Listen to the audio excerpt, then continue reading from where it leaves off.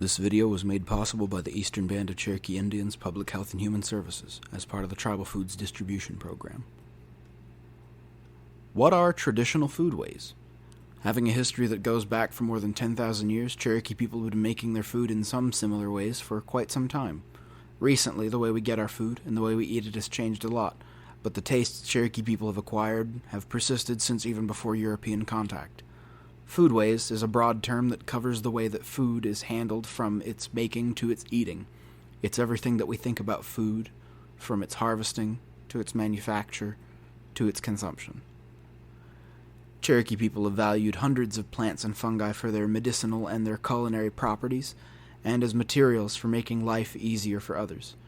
Corn and chestnuts are among some of the oldest foods to Cherokee people, and the ways in which we've prepared them have changed very little, even with the advent of industrial farming. Chestnut bread is not only one of our oldest foods, but one of our most special to us, as it combines some of our oldest cooking methods with our oldest ingredients. Traditionally, Cherokee people cultivated large orchards of fruit and nut-bearing trees around towns, in addition to game lands and food forests. Many of these orchards were mixed in with berries and fungi that created a healthy ecosystem for plants to exist in.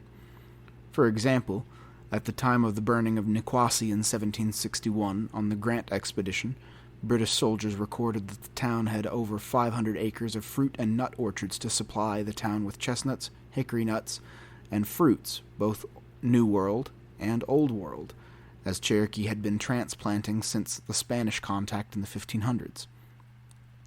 Several species of hardwoods surrounded each town, with game lands and cultivated forests that further supplemented the food income of Cherokee towns.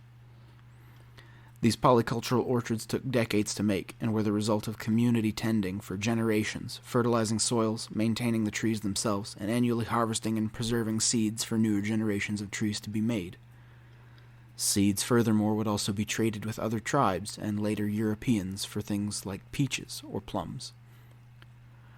Agriculture was done in a similar fashion, with a mixed field system of mounds, with each small mound containing corn, beans, and squash to balance the chemical profile of the soil by maintaining levels of nitrates and phosphates to prevent soil depletion, so that towns could produce similar yields for many years, rather than burning through the topsoil and requiring mass fertilization later.